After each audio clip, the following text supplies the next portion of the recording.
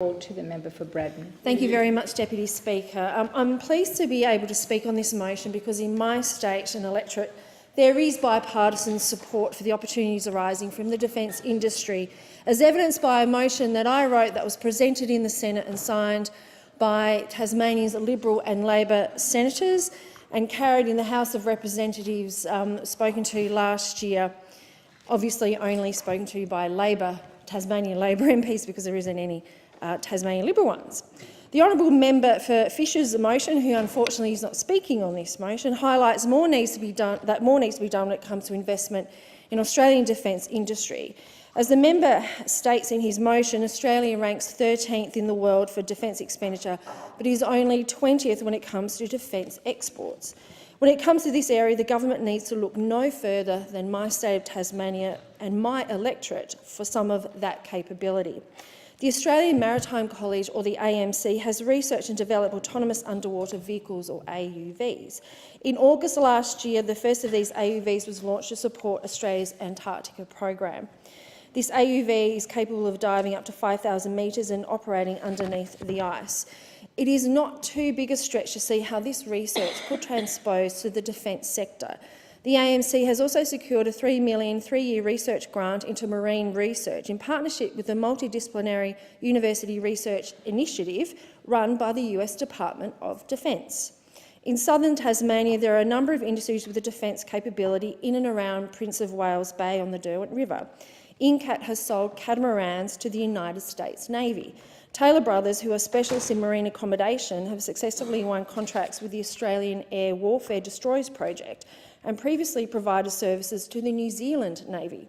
Specialist antenna suppliers Moonraker Australia has also been awarded a contract for the new Australian destroyers. In November last year, Life Raft Systems Australia, who design and manufacture marine evacuation systems and life rafts, won contracts to support the United Kingdom's Type 26 global combat ships. And Life Raft Systems Australia is also a supplier to the Royal Navy's Queen Elizabeth-class aircraft carriers. So whilst we are exporting from Tasmania to other countries' defence capabilities, I'm sure the Australian government can ensure that Tasmanian manufacturers do more in our own country. In my part of Tasmania, there are a number of local manufacturing businesses that have the capability to deliver defence product.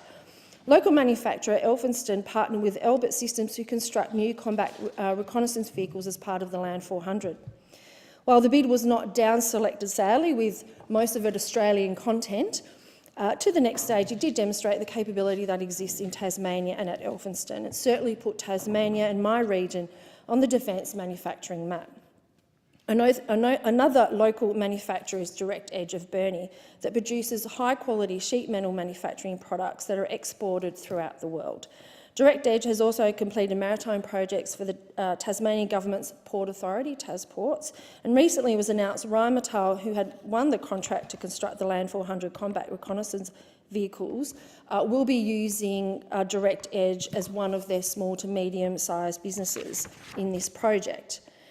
Another highly skilled local manufacturer also in my electorate is Penguin Composites. Penguin Composites has separate facilities for recreational vehicle assembly, metal workshops and fiberglassing.